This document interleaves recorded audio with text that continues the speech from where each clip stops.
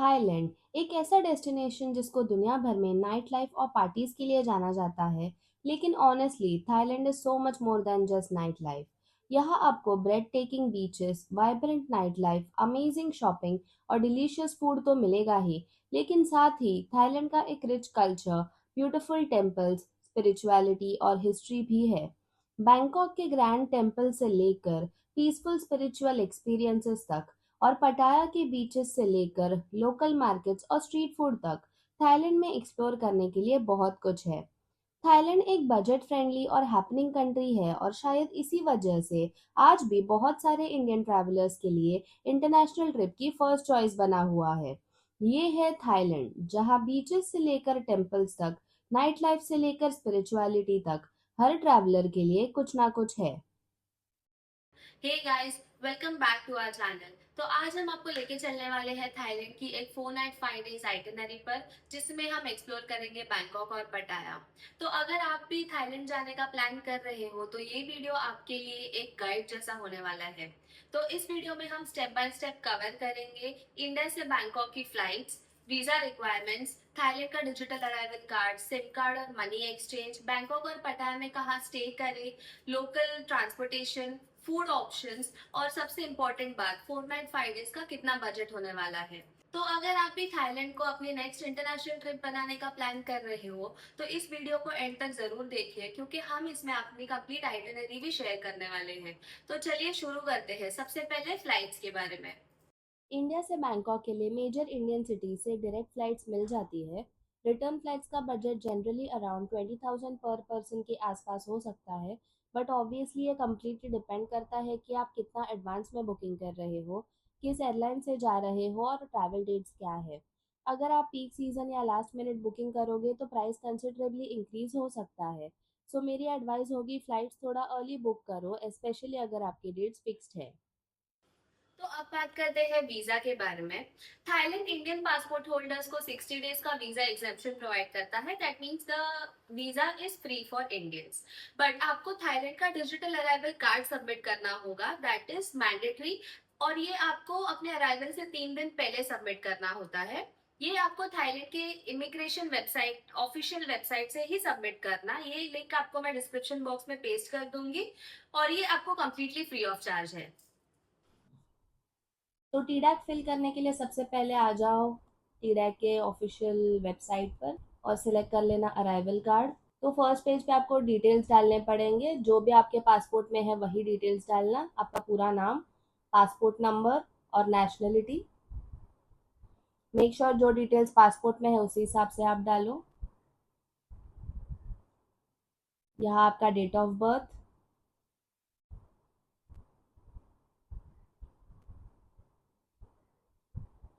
अपना ऑक्यूपेशन और gender select करो। Next is your country of residence, that is India. अपना स्टेट ऑफ रेसिडेंस सिलेक्ट कर लेना, जहाँ पे आप रिसाइड करते हो। For me it was Maharashtra. अपना फ़ोन नंबर डाल के कंटिन्यू कर देना।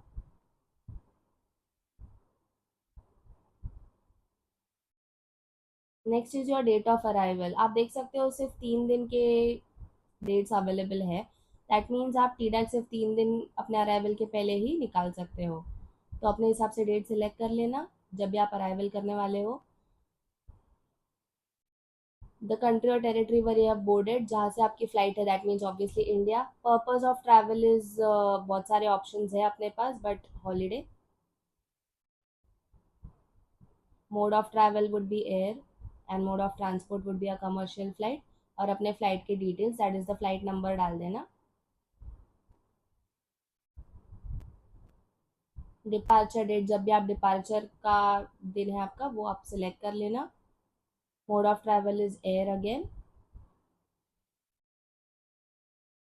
और फ्लाइट डिटेल्स।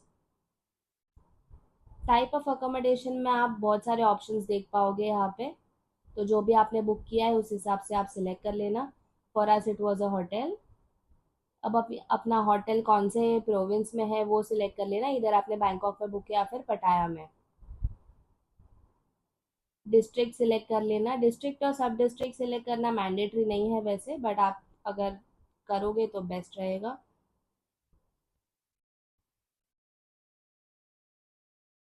पोस्टल कोड एक बार चेक कर लेना और अपने होटल का कंप्लीट एड्रेस डालना है यहाँ पे। मैं अभी सिर्फ एग्जाम्पल के लिए कुछ फिल कर रही हूँ, बट यहाँ पे कंप्लीट एड्रेस डालना अपने होटल का। ये करके नेक्स्ट कर देना।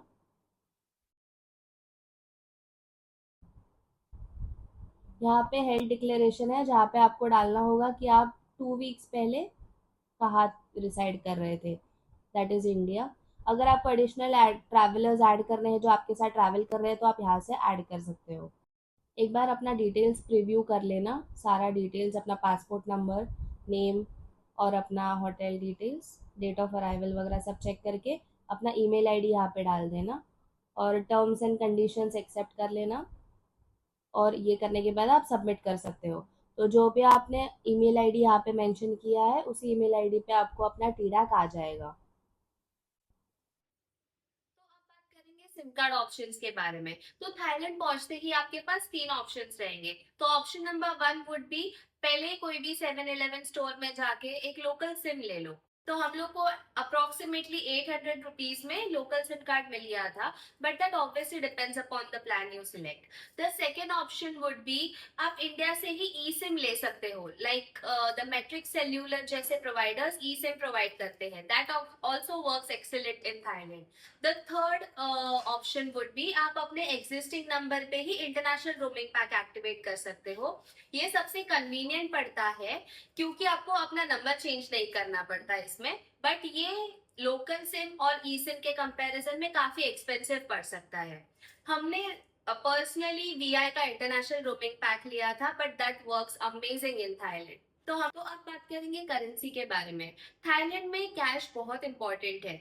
बड़े बड़े रेस्टोरेंट्स, होटल्स, मॉल्स या फिर shopping centres usually cards accept करते हैं, but small shops, tuk tuk drivers या local street food vendors cards accept नहीं करते, उनके लिए कैश ही इंपॉर्टेंट है। तो बेटर रहेगा कि आप थाई बात कैरी करो, और बेस्ट ये रहेगा कि आप यूएसडी कैरी करो क्योंकि कन्वर्शन रेट्स काफी अच्छे मिल जाते हैं। नेक्स्ट बात करते हैं स्टे की। थाईलैंड में हर बजट के लिए होटल्स अवेलेबल है। बैंकॉक में अगर आप फर्स्ट टाइम जा रहे हो और शॉपिंग प्लस कन्वीनियंट लोकेशन चाहते हो तो प्लैटिनम मॉल या फिर प्लैटूनम एरिया एक प्रैक्टिकल ऑप्शन है।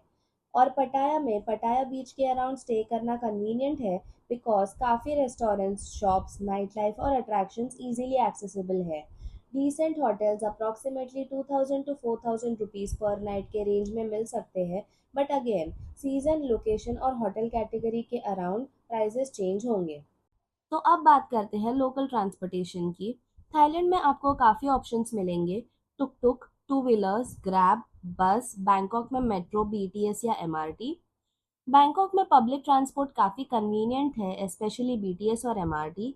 और अगर आपको दूर जाना है या लगेज के साथ ट्रैवल कर रहे हो तो ग्रैब का ऑप्शन बहुत कन्वीनियंट है। पटाया में भी ग्रैब अवेलेबल है along with local transportation options. और थाईलैंड जाकर फूड कैसे मिस कर सकते हो। थाईलैंड में आपको ट्राई करने के लिए इतने सारे अमेजिंग फूड ऑप्शंस मिलेंगे। मैंगो स्टिकी राइस तो डेफिनेटली ट्राई करना ही बनता है। उसके बाद पैड थाई नूडल्स या pad Thai rice, shrimp fried rice, lobster mac and cheese, grilled prawns, coconut ice cream और थाई ग्रास जेली मिल्क भी ज़रूर ट्राई करना।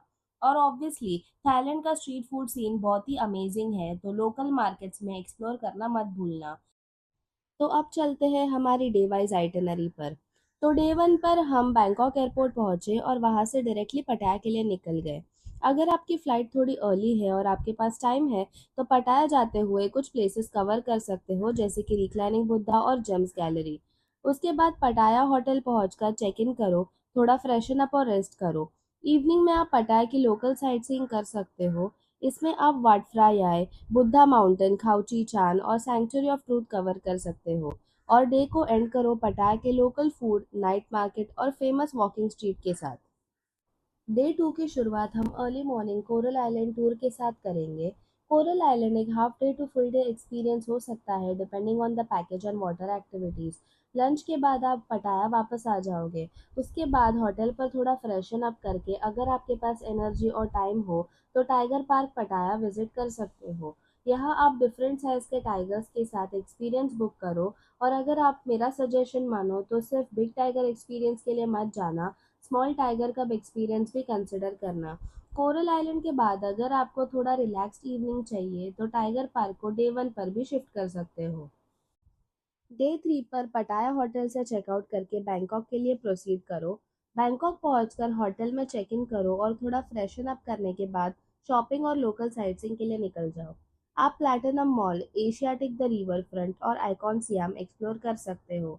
ऑब्वियसली अगर आप शॉपिंग लवर हो तो प्लैटिनम मॉल में काफ़ी टाइम लग सकता है, सो अपने इंटरेस्ट के अकॉर्डिंग प्लेसेस चूज करो। इवनिंग में रिवर साइड व्यूज एंजॉय करो, शॉपिंग करो और बैंकॉक का amazing street food definitely try करो। डे 4 को स्टार्ट करते हैं बैंकॉक के आइकॉनिक टेम्पल्स के साथ।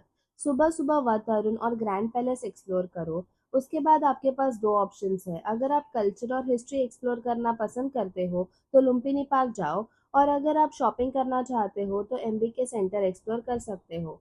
और थाईलैंड की ट्रिप को एक मेमोरेबल एंडिंग देने के लिए इवनिंग में Chao Phraya dinner cruise definitely try करना।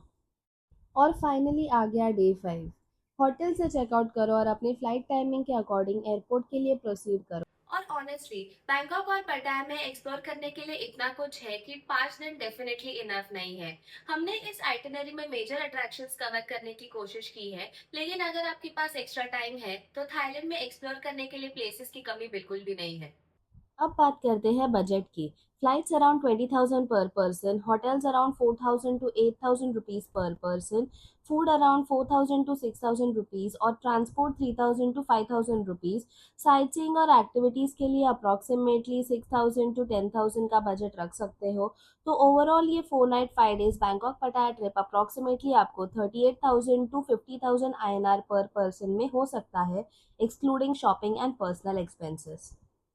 So guys, this was our complete 4 night 5 day Thailand itinerary covering Bangkok and Pattaya. तो अगर आप भी first time Thailand trip plan कर रहे हो तो आई होप इस वीडियो ने आपकी थोड़ी सी प्लानिंग इजी कर दी होगी। तो अगर आपको भी ये वीडियो अच्छी लगे तो लाइक करना और कमेंट करके बताना कि थाईलैंड में आपकी फेवरेट डेस्टिनेशन कौन सी है। और अगर आपके फ्रेंड्स और फैमिली थाईलैंड ट्रिप प्लान कर रहे हैं तो ये वीडियो उनके साथ जरूर शेयर करना। और चैनल को सब्सक्राइब करना मत भूलना, क्योंकि थाईलैंड सीरीज के बाद और भी काफी डिटेल ट्रैवल गाइड्स और एक्सपीरियंसेस हम आपके साथ शेयर करने वाले हैं।